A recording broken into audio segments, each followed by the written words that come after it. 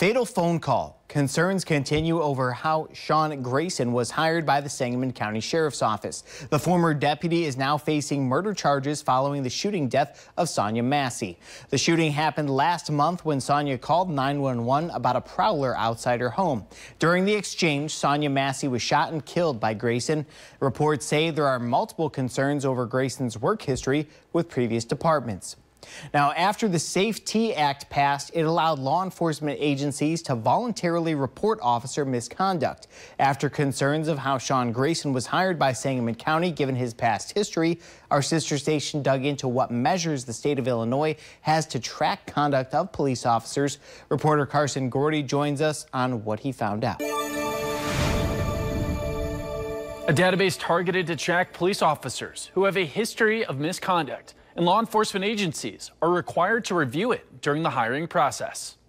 The hiring agency can look at the data that's available and take that into account. Law enforcement agencies are required to report officers who willfully violate a policy that triggered a suspension, a resignation, or a formal investigation. The system had over 300 officer complaints filed by law enforcement agencies in 2023. There's more than 30,000 police officers in the state of Illinois. It's hard to evaluate. It seems like it's low. The Illinois Law Enforcement Training and Safety Board said that former Sangamon County Deputy Sean Grayson was not in the database prior to the fatal shooting of Sonya Massey, meaning that his previous internal investigations conducted by Logan County Sheriff's Office were not documented.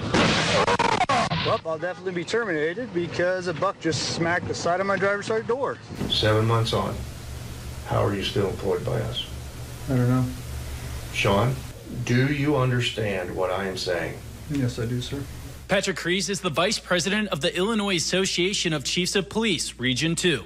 He says the database may not catch everything. That's been a good improvement for the mandatory of sharing information when someone is under serious or investigation for serious misconduct. It's not really intended to capture every mistake a police officer makes. But he says that law enforcement agencies doing their own background checks is vital. The onus is really on the hiring agency to ask the questions. It is not good enough to simply check the professional database and say, if there's nothing there, I'm going to hire this person. I've reached out to multiple lawmakers for comment to ask whether they believe the database covers enough ground, but I was not able to be connected. I'm Carson Gordy. Back to you.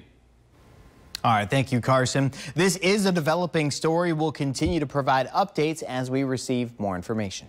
First, we have breaking news. Sangamon County Sheriff Jack Campbell is resigning. He announced his intention to step away this afternoon. His decision comes just a month after one of his deputies shot and killed Sonya Massey.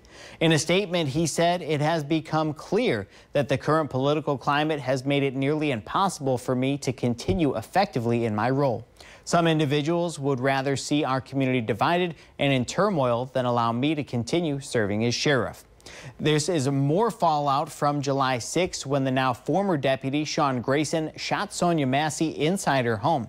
The mother of two called 911 about a prowler. Two deputies with the Sangamon County Sheriff's Office responded to the call. Grayson is charged with 3 counts of first-degree murder. Family, friends, and supporters marching in Springfield, Illinois for justice for Sonya Massey. A former Sangamon County deputy faces murder charges after he shot the mother of 2 inside her home.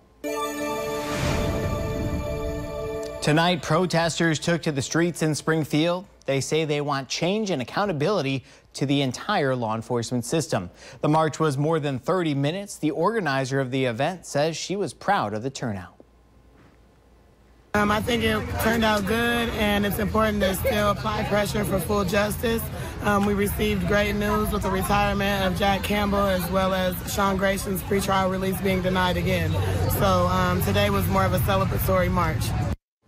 Standage says while Campbell is retiring after this month, reforms to policing still need to be made. And Sheriff Jack Campbell responding to the calls of his resignation during his retirement announcement, saying in part, quote, "It has become clear that the current political climate has made it nearly impossible for me to continue effectively in my role," end quote.